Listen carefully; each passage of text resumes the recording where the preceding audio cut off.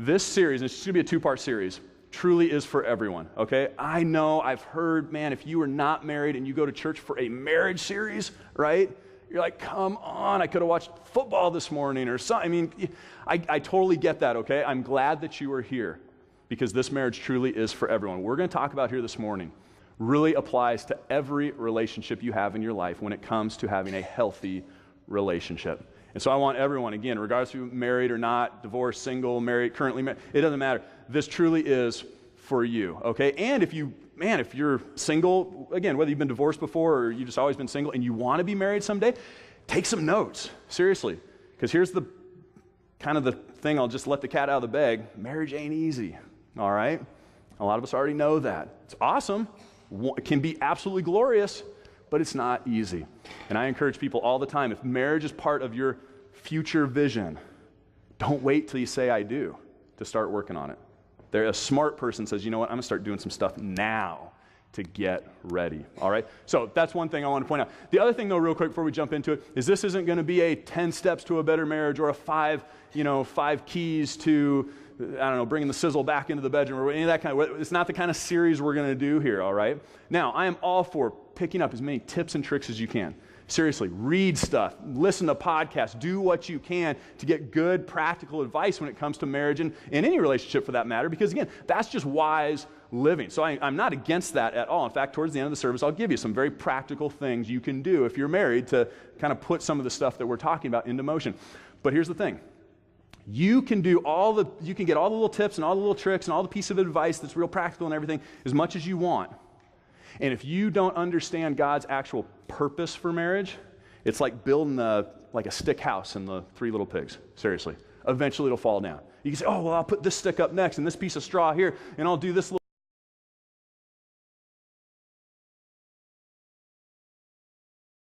there. It'll eventually crumble. You and I have to understand what is God's purpose for marriage? Why? To wrap our mind and our heart around that's when marriage can be happy. That's when marriage can be fulfilling. Because that's what we all got into it in the first place for anyway, right? I mean, let's be real. You and I get married, if you're married, and again, if you're not, stick with me, this will come around to you as well. You got married because you wanted to be happy. We thought, man, if I just put on the tux and she puts on the gown and we have the big fancy party, my life will be awesome.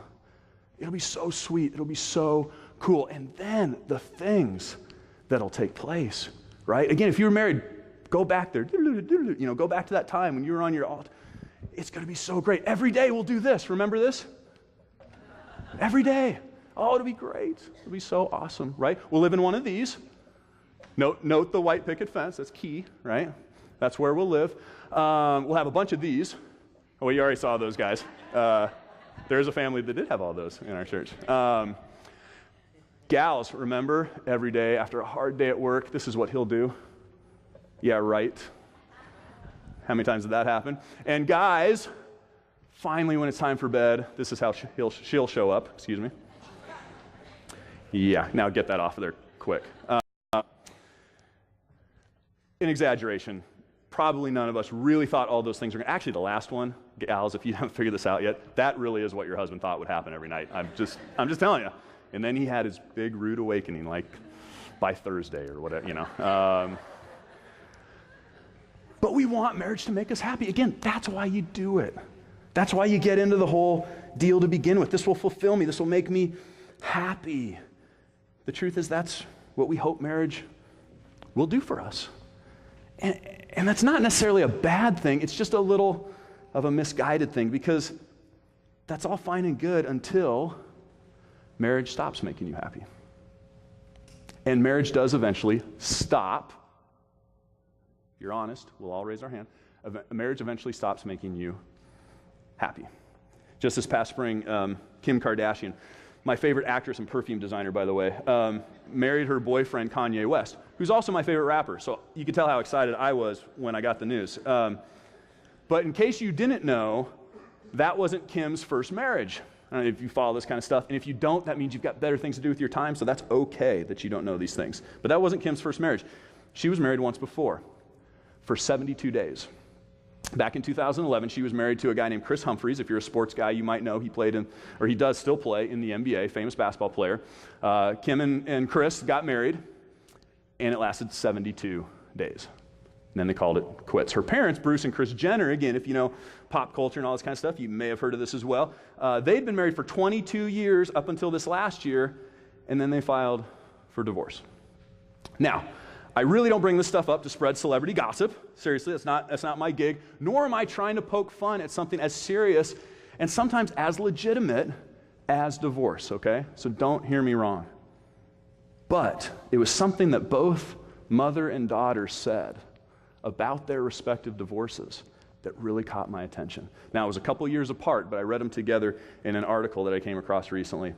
And let me just share with you. So about her 72-day marriage, Kim Kardashian told reporters, "My decision to end my marriage was such a risk, but I had to take that risk to be happy." That's why she said she ended the marriage.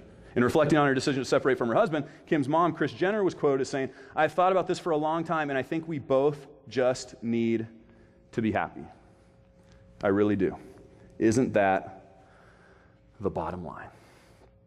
And that's where the problem lies for celebrity or not, many couples. Because that's not the bottom line. That's actually not the end-all, be-all of marriage. Sure, when Rachel and I got married 14 years ago, we wanted to be happy too. Duh. That's why you get married. That's why it's going to make me so happy. I'll be with this person forever. They fulfill me. They complete me. The whole Jerry Maguire thing. I mean, it's going to be so awesome. That's why we get married.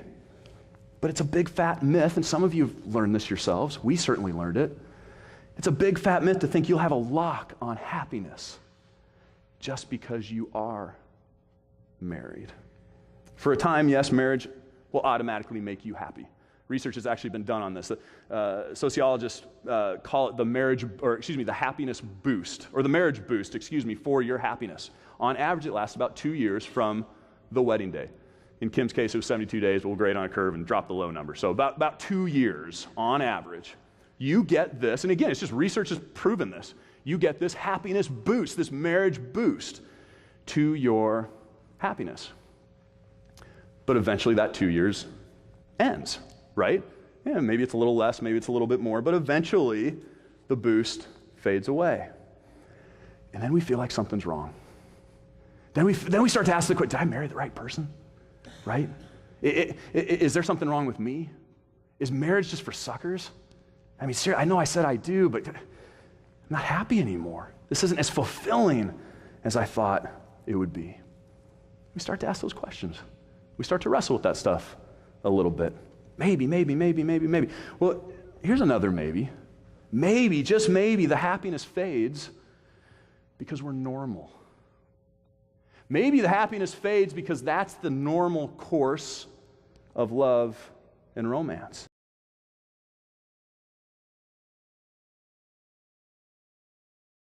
I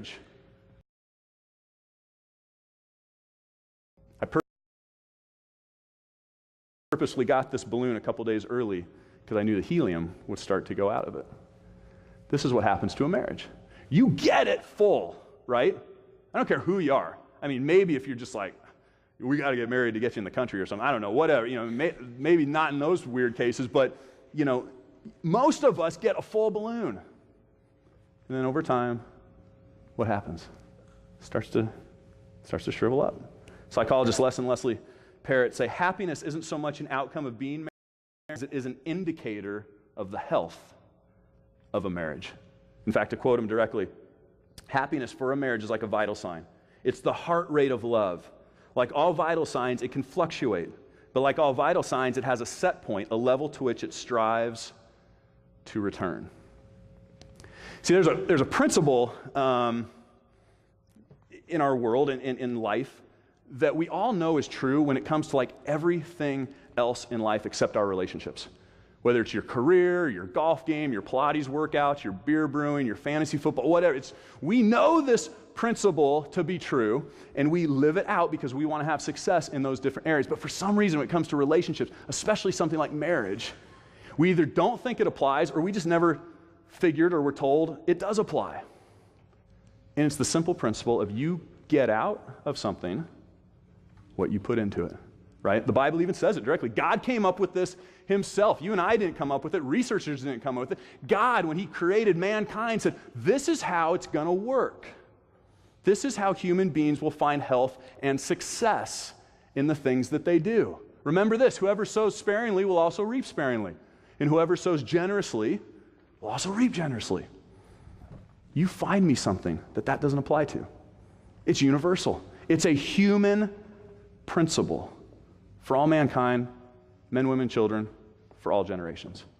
You get out of something what you put into it. Paul says it another way like this in Galatians chapter 6. Do not be deceived. God cannot be mocked. A man reaps, we've all heard this. You don't have to be a Christian, you don't have to be a churchgoer, you don't have to be a God nerd. You've heard this. A man reaps what he sows. You get out what you put in. And somehow we convince ourselves, somehow we believe a lie, somehow we just never heard. I don't know, but this doesn't apply to relationships. This doesn't apply to my marriage, right? Especially us dudes. Well, that's what sissy guys do. They sit around and talk about marriage and their feelings, right? This principle applies to everything. You can't get away from it. It'll follow you around your entire life. You get out of something what you put into it, which leads us to one simple marriage transforming truth. And if nothing else, I pray, you'll not walk out of this building without at least hearing it, but I hope you'll walk out believing this in your heart. Marriage doesn't make you happy. You make a marriage happy. Marriage does not make any single person on this planet happy. You make a marriage happy. You look it up in the Bible. You do a thing on all the different verses on marriage, and you're not going to find God made marriage to make you happy. It's a gift. It's awesome when we do it according to God's purpose, and we'll talk about that next week. Man, it can flourish. But he created to make us happy. Happiness is a result of what happens when we say, I'm going to make this marriage happy. It's one of the byproducts that we get from the gift of marriage. Marriage doesn't make you happy. You make a marriage happy. To quote Les and Leslie Parrott again, they say a happy marriage does not depend on the right circumstances or the perfect person, i.e. you're happy because you're married. A happy marriage is the result of two people committed to making a happy life of love together. Which leads every one of us who are married, and again, if you're not married, stick with us to the end. Again, this applies to all of us, but if you are sitting here this morning and you are married, it leads us to one simple question. Only you and I can answer for ourselves. No one else can give you the answer to this. What are you going to do to make your marriage happier? What are you going to do? Specifically, because for sake of our purposes, I want to challenge you as you go into this week. What are you going to do this week to make your marriage happier? See, regardless of how I feel about him or her at the moment, regardless of how Allie deserves it right now, regardless of whether we're on the mountaintop or we're in the valley, it doesn't matter. You and I have to choose to make our marriage happy. Listen to the words of these Proverbs. Proverbs 17:22. The writer says, a cheerful heart is good medicine, but a crushed spirit dries up the bones. Just think about that. Think about how that applies to your relationships. Not just marriage, anything. Parent-child relationship, coworker relationship, right? You bring a cheerful heart to the table, it's like good medicine. It helps things, doesn't it? It makes things happier. You don't? Same old, or it'll go even worse. Proverbs 15:30 says this, same principle. Light in a messenger's eyes brings joy to the heart, and good news gives health to the bones. Bring goodness, bring joy, bring happiness to the table, and guess what? Happiness in that relationship increases. It goes up. Something takes place. It won't just automatically be there. Make your marriage happy. And guys, I get it. I'm a pastor by trade. I talk with a lot of people. I've almost heard it all. I'm sure there's still some things out there that would surprise me, but I've heard a lot of messy relationship, marriage stuff, and I know for some of us this is really hard. For a lot of us, there's so much pain and negativity and hurt feelings and emotions that push against us when it comes to thinking about this and talking about this and really looking at this. But here's the bottom line. When we choose to live according to this principle, that marriage isn't there to make me happy, I'm there to make a marriage happy, then there's a chance that happiness can be found again in your marriage. We won't get away from it. See, when we say things like, I'm really struggling in my marriage right now, she just keeps doing this, or he just won't do that, or she just doesn't get it, or he's so distracted, we need to take a time out. All that stuff could be totally legitimate. But guess what? If that's where your focus is, things will not improve. We need to take a time out and say, what am I going to do to make this relationship better? What am I going to do to make my marriage happier? Well, she's just changed so much, or he's just not the man I married. Time out. What am I going to do to make this marriage happier? What am I going to do to make this relationship better? Let me give you one just real small example, and it'll seem insignificant, it'll seem silly, but I can't, with my wife not here, I can't pull out the big stuff, okay? Because she's got to hear it or I'll get in trouble. So this is really simple, and I'm totally cool. I got permission for this, but about a week ago, we were having one of those days where everything that came out of my mouth caused a fight, right? And vice versa. We just couldn't communicate. Nothing seemed right. We just weren't on the same page. We were way too busy, so that was part of the problem. There was no margin, so we didn't feel like we could connect. On and on and on. And that was just the tone of the day from start to finish. Whenever we saw each other, it wasn't happy, right? Now, I know none of you have ever experienced that in your marriage, but trust me, it's possible to have a day like that in a marriage relationship, right? So anyway, I go into the bedroom at one point. Everyone's done with work. Kids are home from school. Rachel's somewhere else. The kids are kind of occupying themselves. I'm just kind of sitting there thinking, probably should have been praying, but I was probably more stewing than anything else, to be honest with you. Standing in my bedroom, and I see in the corner a mattress pad, still in its wrapping. Now, I'm a guy, so I don't know what a mattress pad is for, why you'd want one, why you need one, I don't know. But apparently we got our hands on one. My wife wanted it, but it wasn't on the bed yet. And I remembered, in that moment, I stopped and thought, I remember her saying yesterday, I wish I had at least 5 extra minutes to put that stinking mattress pad on the bed, right? But life is so busy and we're running so many different thought about something. And then we fought about something. I don't know, whatever. It's just, again, it was one of those weeks, one of those days. And I said to myself, I could put that on there right now. But I'm not, because I don't want to. Because we're fighting and I'm angry and I don't like her right now. Right? I mean, just all this. Have you ever had those conversations with yourself? Please, someone say they do, because I do all the time. And I went through all that, but I said, no, stop. Time out. This marriage isn't here to make me happy. This marriage will only be happy if I choose to make it happy. And the principle certainly applies for her. I'm not her, I'm me, and I can only control me.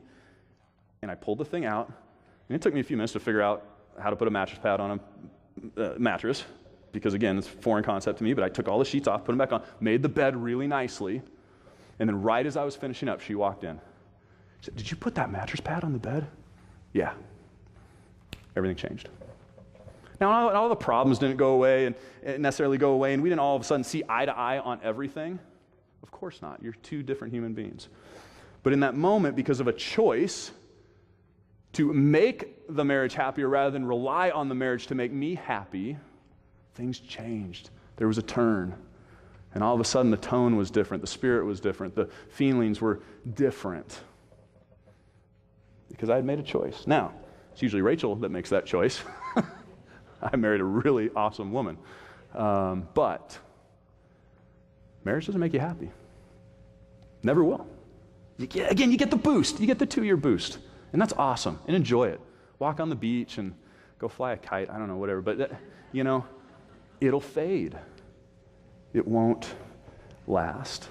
I'm going to give you some tips. And again, that's not the point here. That's not the big focus. Because again, if you miss the heart of this, if you miss the principle behind it, the tips are just like building a straw house, all right? So don't lose that. But I want to give you a couple of things. And especially if you're the first couple, if you're in a situation, and these aren't in your notes, but you just make mental notes, or if something really grabs you, write it down and put some thought into it. But the first couple I want to give you, if you're in a position where you're like, my spouse is just not responsive to working on our marriage. My spouse does not buy into what you're saying. I'm sorry. There's always something you can still do. And here's, as I reflected and prayed about it this week leading up to today, these are some things I wrote down. Cut something out of your schedule this week that you already had planned, and it's in Outlook, or it's on whatever, it's on your Google Calendar or whatever. Cut it out. Find something and use that time to go be with your spouse. Even if it's just, can we just talk? Can we have a cup of coffee? You just tell me about your day? And even if they don't give you 3 minutes, still try it. Just do it. Trust me, it's an act of making your marriage happier, regardless of where your spouse is at and how much they buy into this yet. When you and I communicate to our spouse, you are more important than something that was on my to-do list, here's what happens to the happiness meter. It starts to bump up a little bit. It's guaranteed, right? Again, not all your problems aren't going to go away in one moment. That you might not be totally both on board in that moment. I'm not saying that. It's not like a magic pill that you take, but the meter starts to go up a little bit because you sent a message. I want to work on this. I want to make our relationship happier. Give it a try. Another thing you can do, again, just by yourself, if this isn't something yet with your spouse, is write down a list of all the good qualities that your spouse has. And I know sometimes if you're like on the brink of divorce or you're just really in the heat of things and it's a mess and you're in the ditch, that's hard to do. I get it, but just try it. Wherever you're at on the spectrum, just try it. The happiness meter, it'll start to go up a little bit because you'll start to see your spouse in a new light. You'll start to remember the things you fell in love with. You'll start to see, wow, this person's made in God's image. There's wonderful, beautiful things about every human being. And sometimes we just forget it. Just write those things out. If you're really brave, go share it with your spouse. Start to inch up. Here's a couple things you can do together, all right? You can sit down with your spouse and say, hey, let's make our marriage happier. Let's work on it. Come on, this was meant to be great. Let's make it great. A couple things that, Rachel and I chatted about these together, and we were trying to brainstorm. Make a list together of all the things you're thankful for in general. Just make a Thanksgiving list. I know it sounds a little corny, and especially you guys are going to be like, oh, whatever, I'm not going to do that. The marriage factor will go up. Or excuse me, the happiness factor will go up. I guarantee. Whenever we express gratitude, whenever we reflect on things that we should be thankful for, happiness goes up. And they've actually studied this, all the endorphins or whatever that go into it just works. If you truly are thinking and being grateful for things, I'm happier. I'm not so frustrated. I'm not so depressed. Wow, there's a lot to be thankful for. When you do it with your spouse, man, awesome. It brings happiness into the marriage. Go do something together that you've never done before. One of the best things my wife and I ever did was jump out of an airplane together. Seriously. 2 years in, now, we were in our 20s with no kids. I said, hey, let's go jump out of an airplane today. She's like, you're an idiot. Sit down and, make some more money or something. I don't know, but, that's not the time anymore. So maybe it's not that for you, but that was one of the best things we ever did. We talk about it all the time. We've got like 7 or 8 life lessons we learned from that 4-hour experience through the class and all the stuff. Rachel didn't jump the first time. Some of you heard me tell that story, right? She had to come back down in tears and say, I blew it. I'm so sorry. We wasted all this money. And, oh, no, honey, you're awesome. Don't worry. You don't ever have to jump out of a plane if you don't want to. Jeez, husband makes wife jump out of a plane. Good headline. We prayed together. We saw it. And then she went back up in the plane. We asked, hey, could you let her go again, try it again, right? Take more of their time, okay, we'll let you go again. And she jumped the second time. How cool is that? All the lessons we learned, all this. What an adventure. When you do something together you've never done before as a couple, it brings happiness in your marriage. It's something you think about and you talk about and you learn lessons from together. We spent 2 days and we went to New York a couple of years ago. We just said, hey, mom and dad, you watch the kids, please. Great. Bought tickets, flew to New York, just walked around Manhattan for 2 days. One of the best things we've ever done. It was just an adventure. It was awesome. Brought happiness into the marriage. Go build a house together in Honduras. Seriously, Rachel and I did it last year.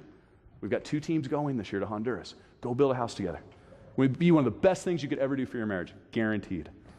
Totally changed things for us. It was awesome. Went and climbed Mount Adams with the Hodos and other people here in the church a couple of years ago. And I barely survived, but it was awesome because we did it together.